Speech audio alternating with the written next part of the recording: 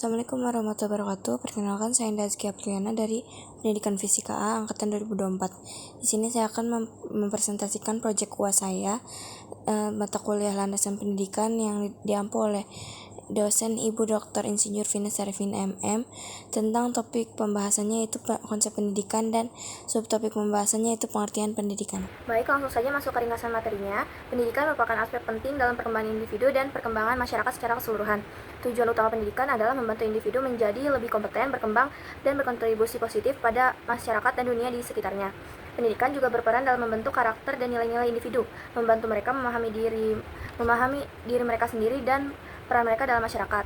Lalu ada learning outcome. Learning outcome-nya yaitu mengetahui makna pendidikan, mengetahui unsur pendidikan, dan mengetahui komponen pendidikan.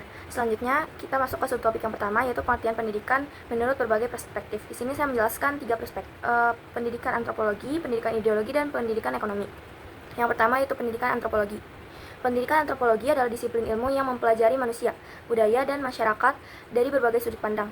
Dalam konteks pendidikan, antropologi bertujuan untuk membantu individu memahami perbedaan budaya, struktur sosial, serta cara manusia berinteraksi dengan lingkungan dan satu sama lain dalam berbagai komunitas. Pendidikan ini memberikan pemahaman tentang bagaimana individu dan kelompok dalam suatu masyarakat beradaptasi dan mengatur kehidupan mereka dalam aspek sosial dan budaya.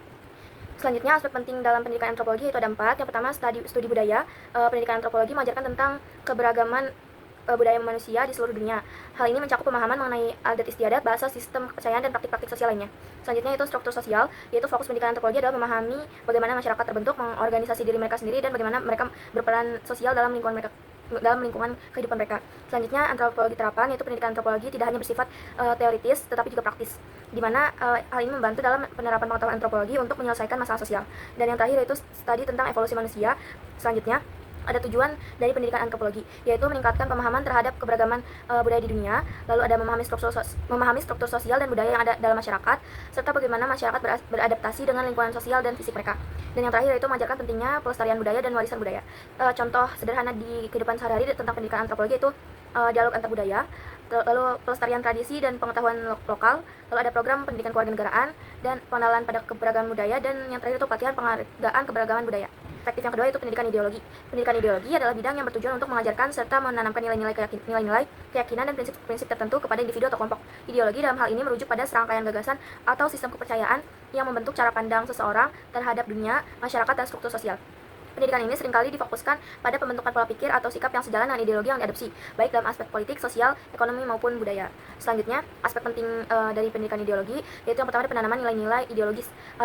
Dalam aspek ini, mengajarkan nilai-nilai dan prinsip-prinsip ideologi yang menjadi dasar dan kehidupan masyarakat, seperti ideologi politik, agama, ataupun sosial. Yang kedua itu pembentukan karakter dan pola pikir. Pendidikan ini bertujuan untuk membentuk individu agar memiliki pandangan hidup yang sejalan dengan ideologi tertentu. Dan yang terakhir adalah penguatan identitas sosial dan budaya.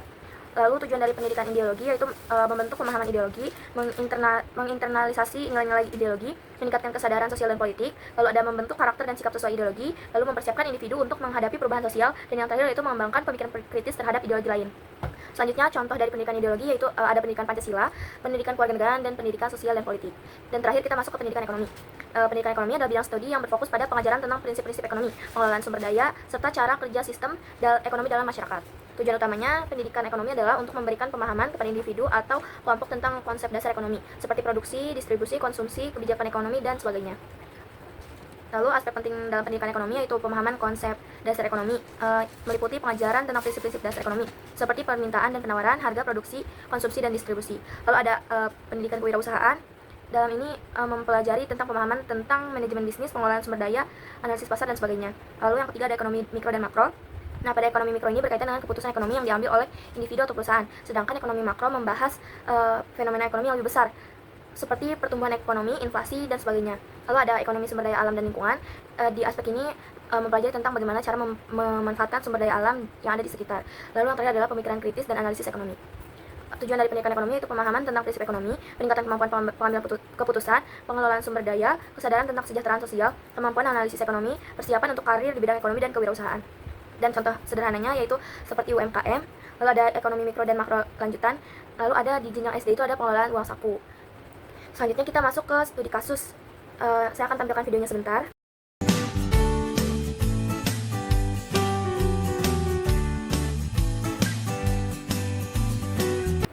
Langsung saja kita masuk ke latar belakangnya. Ketimpangan pendidikan merujuk pada perbedaan dalam kualitas dan akses pendidikan yang dapat mempengaruhi hasil belajar dan kesempatan individu. Banyak aspek yang mempengaruhi ketimpangan pendidikan di Indonesia, seperti akses yang terbatas, ketimpangan regional, fasilitas dan sumber daya yang belum memadai, dan lain-lain. Lalu, ketimpangan pendidikan dapat berdampak pada peluang hidup dan perkembangan individu. Input masalahnya ada 3. Yang pertama yaitu apa faktor penting dalam proses kemajuan suatu negara. Yang kedua, apa penyebab terjadinya ketimpangan pendidikan di Indonesia. Yang terakhir adalah apa peran penting pemerintah dalam menuntaskan ketimpangan pendidikan di Indonesia. Langsung masuk ke proses penyelesaian masalah. Yang pertama, salah satu faktor penting dalam proses kemajuan suatu negara adalah pendidikan yang berkualitas. Indonesia adalah salah satu negara yang berproses menuju negara maju. Namun, masih terjadi ketimpangan di Indonesia. Oleh karena itu, pemerintah seharusnya melakukan pemerataan pendidikan yang berkualitas dalam segala aspek ke seluruh wilayah di Indonesia. Yang kedua, ada beberapa faktor penyebab ketimpangan pendidikan. Yang pertama yaitu masih banyak akses jalan yang sulit dilalui di daerah terpencil. Berbeda sekali dengan di daerah perkotaan. Yang kedua yaitu keterbatasan akses jaringan di daerah terpencil yang dapat menghambat proses belajar mengajar. Yang ketiga yaitu tenaga pendidikan yang masih kurang di daerah terpencil. Dan yang terakhir, kurangnya perhatian dari pemerintah. Lalu untuk yang ketiga, peran penting pemerintah dalam menuntaskan ketimpangan pendidikan di Indonesia ialah sebagai regulator yang memiliki peran untuk membuat kebijakan sesuai agar seluruh siswa di Indonesia dapat menjalani pembelajaran dengan baik dan mendapatkan pendidikan tanpa terhambat suatu fasilitas apapun. Dalam perannya, pemerintah juga harus menjadi fasilitator yang menjangkau seluruh rakyat terlepas dari adanya potensi bisnis atau tidak di satu wilayah tersebut. Lalu masuk output masalah.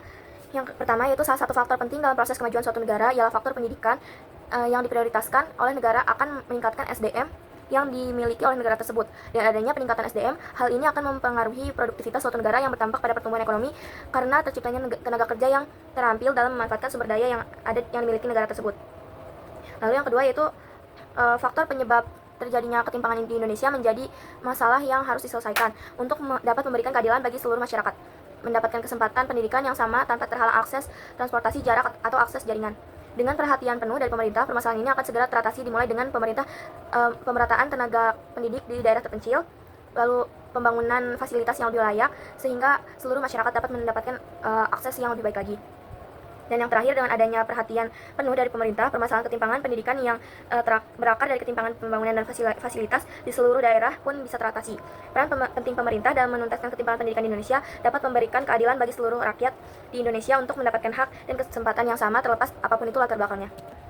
Selanjutnya ada feedback. Yang pertama, seharusnya pemerintah lebih serius dalam memprioritaskan pendidikan sebagai salah satu faktor penting dalam proses kemajuan suatu negara. Pemerintah dapat merumuskan berbagai kebijakan positif yang membangun dan mengambil tindakan untuk menyiapkan pendidikan berkualitas sehingga tenaga kerja dan SDM yang dimiliki unggul dan berdaya saing di era globalisasi. Selanjutnya, pemerintah perlu mengambil langkah-langkah konkret untuk memberikan akses pendidikan yang merata, terutama bagi masyarakat di daerah terpencil, demi menciptakan kemakmuran yang inklusif. Hal ini dimulai dengan pemerataan fasilitas untuk menuntut ilmu, perbaikan gaji dan tunjangan tenaga pendidik, lalu membangun jaringan dan akses untuk mempermudah proses pemerataan pendidikan di seluruh Indonesia, serta mengajak kolaborasi seluruh pihak untuk turut serta memperbaiki kualitas pendidikan, juga akan turut memperbaiki kualitas SDM yang ada agar penyebab ketimpangan pendidikan di Indonesia dapat terselesaikan. Dan yang terakhir yaitu seharusnya pemerintah bisa lebih cepat dan sigap dalam mengatasi permasalahan ketimpangan ini, karena pemerintah memiliki peran yang penting dalam mengatasi permasalahan struktural ini.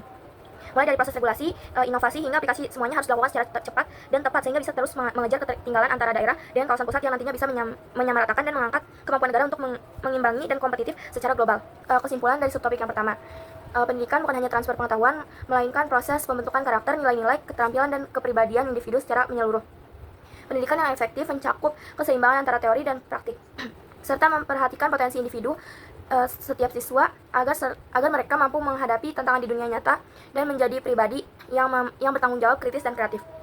Dalam perspektif dari mulai pedagogik dan hingga ekonomi, pendidikan adalah fenomena yang kompleks, dipahami berbeda dari setiap perspektif, tetapi semuanya sepakat bahwa pendidikan adalah kunci penting bagi perkembangan individu dan masyarakat secara keseluruhan. Baik, itu tadi yang dapat saya sampaikan.